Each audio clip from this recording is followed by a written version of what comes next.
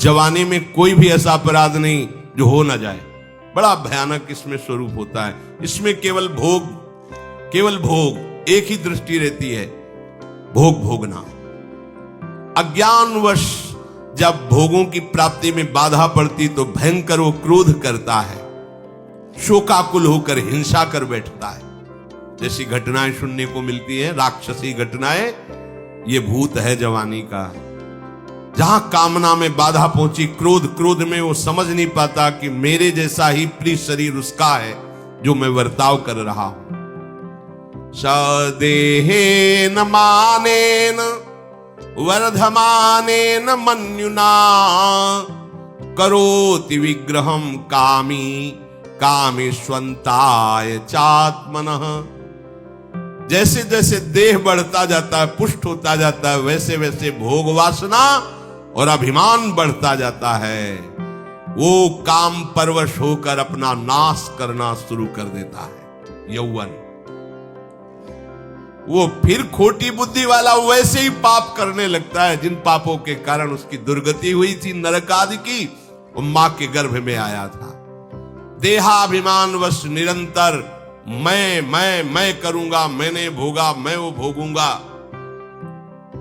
उसे ये ज्ञान नहीं रहता कि मैं वादा करके आया हूं कि भजन करूंगा और इस संसार से मुक्त हो जाऊंगा। भूल गया।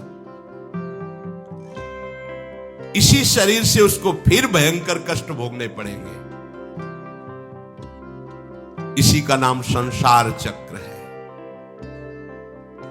अगर कहीं उसे सत्संग मिल जाए, सन्मार्ग में चल दे, तो माया भेजती है दो प्रकार के लोग उनको भ्रष्ट करने के लिए। एक जिह्वा रसेंद्री को और एक उपस्थेंद्री जनेंद्री के भोगों का समागम भेजती है। फिर ही भोगो। ध्यान रखना, शास्त्र है, सत्य एक एक अक्षर है।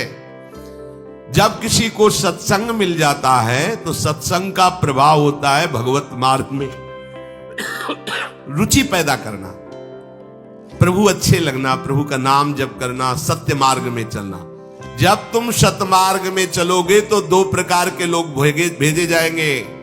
बढ़िया हलवा, बढ़िया खीर, रबड़ी, लो प्रभु, पाओ, आरोगो। रसेंद्री और फिर जनेंद्री, फ्री, कोई परेशानी नहीं, भोगिए आप। फिर वो ऐसे विषयी पुरुषों का संग करके वैसे ही पहले की तरह फिर पाप करने लगता है। बहुत होश में, बहुत होश में। इनको ऐसे लोगों का संग कराया जाता है जिससे सत्य, शौच, पवित्रता, दया, संयम, लज्जा, क्षमा, यश, मन इंद्री का संयम, ये सब सद्गुण नष्ट हो जाएं, ऐसे लोगों का संग कराया जाता है। ऐसे लोग बहुत हैं।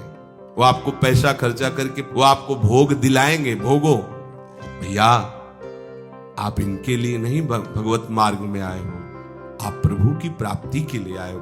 बचो, सावधान हो। ये देखो, शास्त्र कह रहा है रसेंद्री और जनेंद्री दो की सुविधा देने वाले लोग मिल जाएंगे। अत्यंत सोचनीय, मूढ़, देहात्मदर्शी ऐसे असत पुरुषों का संग करके भ्रष्ट हो जाता है। अच्छा, वो आग लगा दिए, वो चल दिए, फिर नहीं देंगे। कुछ लोग ऐसे होते हैं कि 10 दिन अपने पैसे से आपको नशा करवाएंगे, फिर इसके बाद तुम्हें उनके पैरों में गिरना पड़ेगा, फिर मांगने से भी नहीं देंगे, पहले फिर ही देंगे। आदत बिगड़ गई। ऐसे लोग मिलेंगे, मुस्कुराएंगे, हंसेंगे, आपको गले लगाएंगे, आपको लगेगा जीवन का सार मिल गया। फिर इसके बाद जूते चलाएंगे, गली में नहीं देखने देंगे। अब तुम्हारी वृत्ति बिगड़ गई, तुम उधर ही ताको, होश में, होश में। इस जीव को किसी और के संग से ऐसा बंधन, ऐसा मोह नहीं होता जैसा कामिनियों के संग से होता है। भगवान कपिल देव जी कह रहे, न तथास्य भवेन्मोहो बंधश्चान्य प्रसंगतः योषित संज्ञाद यथा पुरुषो यथा तत्संग संगता। कामी पुरुषों का, कामिनियों का संग जैसा परमार्थ भ्रष्ट करता है, वैसा और किसी से नहीं हो सकता। इसलिए तुम इतना अपने को मत साधक समझ लो कि हमारा कौन बिगाड़ सकता है। उदाहरण में दे रहे हैं, प्रजापति स्वाम दुहितरम दृष्ट्वा तद्रूप दर्शितः रोहित भूताम शोनवधा वदृक्ष रूपी हतत्रपहा। स्वयं प्रजापति भगवान ब्रह्मा जी ने अपनी पुत्री को जब देखा, प्रसंग आता है, सरस्वती जी, बहुत सुंदर सरस्वती जी, तो अपने को संभाल न सके। उनके रूप लावण्य और यौवन के स्वरूप को देखकर भगवान ब्रह्मा जी आकर्षित हो गए। इसलिए दूसरों की तो बात ही क्या है, हम सब ब्रह्मा के ही बनाए हुए, वो आकर्षित हो गए। इसलिए बलम में पश्चिमाया स्त्री मैया जैनो दिशाम या करोति पदाक्रांतान भूर्विजंभेण केवलम। हे माता, मेरी माया का बल देखो, जो अपने पैरों से विश्व को कुचल सकते हैं, ऐसे दिग्विजयों को अपने पैरों के नीचे कुचल दे, वो मेरी माया है। देखो, बलम में पश्चिमाया स्त्री मैया जैनो दिशाम, जो 10 दिशाओं पर विजय प्राप्त कर सकते हैं, उनको भी घुटने टिकवा दे, ये मेरी माया है। संगम न कुर्यात् प्रमदा सुजातु योगस्य पारम परमारुरुक्षुः मत्सेवया प्रतिलब्धात्म लाभो वदन्ति या निरय द्वारमस्य। श्री भगवान कह रहे, अहो मेरी इस माया का बल देखो।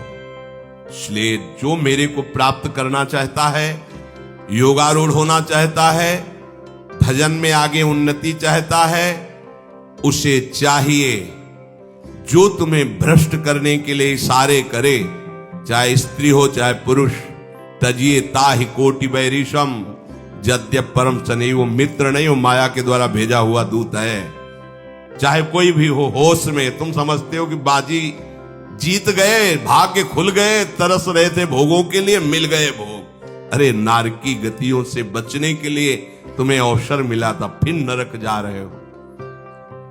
तुम समझते हो कि इसको भोग ले तो सुखी हो जाए, उसको जो भोग रहा है वो समझता है उसको भोग ले तो सुखी हो, उसको वो पूरी सृष्टि इसी भ्रम में फंसी हुई है। होश में हो जाओ। जो परम पद चाहता है, भजन करना चाहता है, ठीक से मार्ग में चलना चाहता है, उसे शब्द भगवान के याद कर लेने चाहिए। चाहे वो स्त्री हो चाहे पुरुष, जो तुम्हें गंदी बातें सिखाए, गंदी बातें दिखाए, गंदी बातें करने के लिए प्रोत्साहन दे, जाके संग कुमति मति उपजय करत भजन में भंग तजोरे मन हरि विमुखन को संग। गृहस्थ हो तो धर्म के अनुसार अपनी पत्नी मात्र में सीमित रहो। ये उद्दंडता तुम्हारा नाश कर देगी। ये जो आज नई रीतियां चल रही हैं, ये भगवान ब्रह्मा जी ने अपने पुत्रों को बुलाया। चारों युग ये पुत्र हैं भगवान ब्रह्मा के, सतयुग त्रेता द्वापर कलयुग।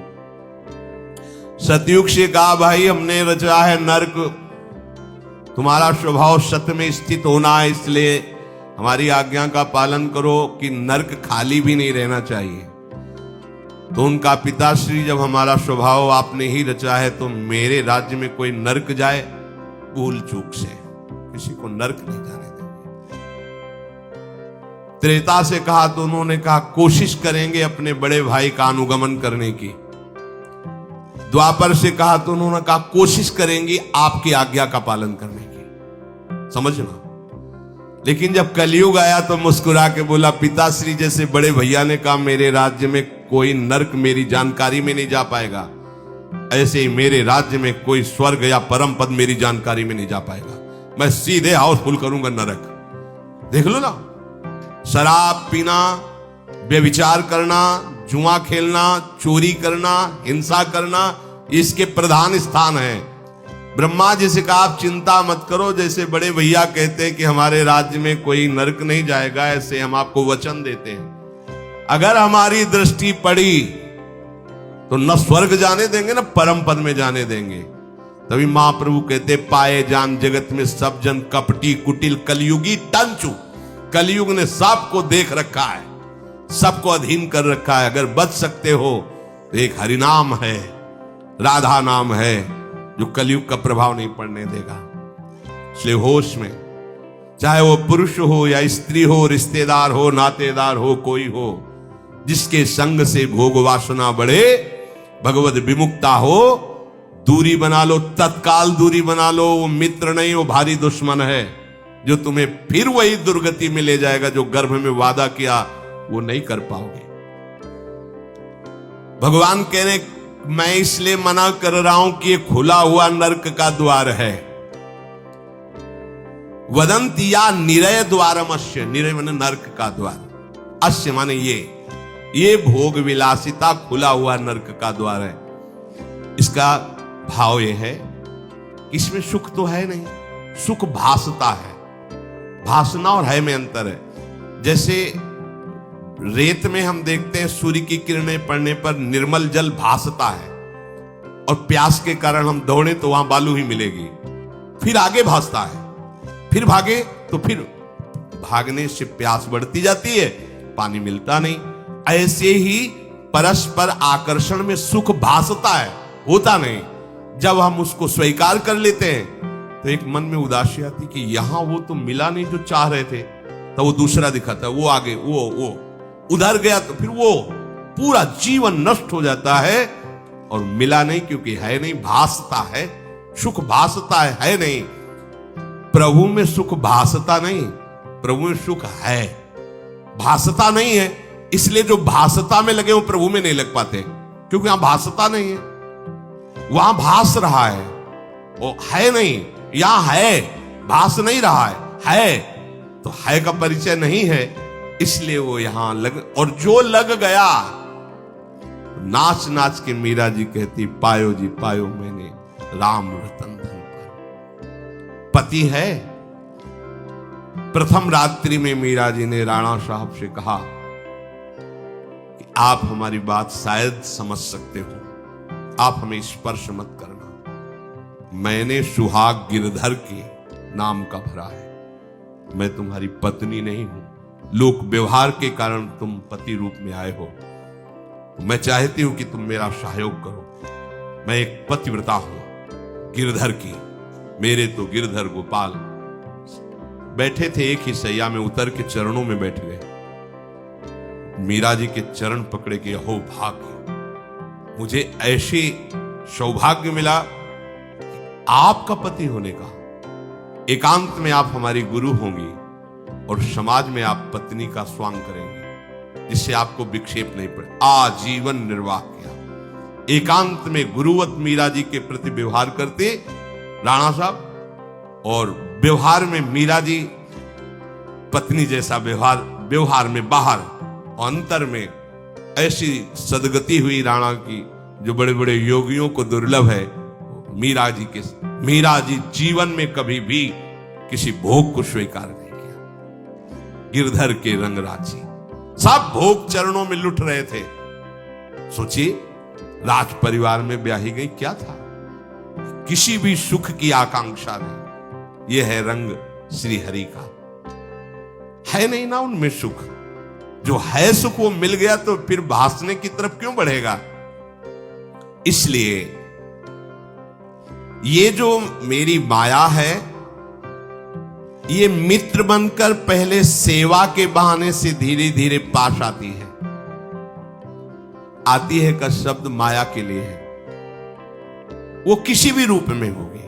माया का कोई रूप नहीं आज तक वर्णन किया गया, कोई भी रूप हो, वस्तु, व्यक्ति, स्थान, घटना, कुछ भी। उपासक जब समझ नहीं पाता तो वही उसकी नाश का कारण बन जाती है। बहुत सावधान, हमें नहीं पता किस रूप में आएगी। जिनको पता है हम उनको अपने पास रखें, वो है नाम राधा राधा, फौरन पता चल जाएगा आपको पक्का। ये ठीक नहीं, नहीं बहुत श्रद्धा, नहीं बिल्कुल हटो, बिल्कुल हटो, अंदर से बिल्कुल हटो। नहीं तो कोई समझाने वाला थोड़ी था बचपन से हमें कि भाई पास कोई हो, यही नाम। जहां कहीं कोई प्रियता, कहीं आश्रमों में, कहीं कुछ, समझ में, हटो हटो, ये नाम हटाते हटाते हटाते जहां लगाना चाहिए वहां लगा दिया। नाम अगर है अंगरक्षक तो तुम्हें माया से बचाता रहेगा, क्योंकि जिनकी माया है उन्हीं का नाम है। वो खूब अच्छे से जानता है, माया को पहचानता है। नाम आप नहीं पहचानोगे पक्का, क्योंकि वो बाहर से ही नहीं आती, वो अंदर से भी आती है। ये सब माया के ही पार्षद है, मन बुद्धि चित्त अहंकार सब माया में है। नाम चलेगा तो अंदर और बाहर दोनों जगह सुरक्षित रखेगा, पकड़ लीजिए।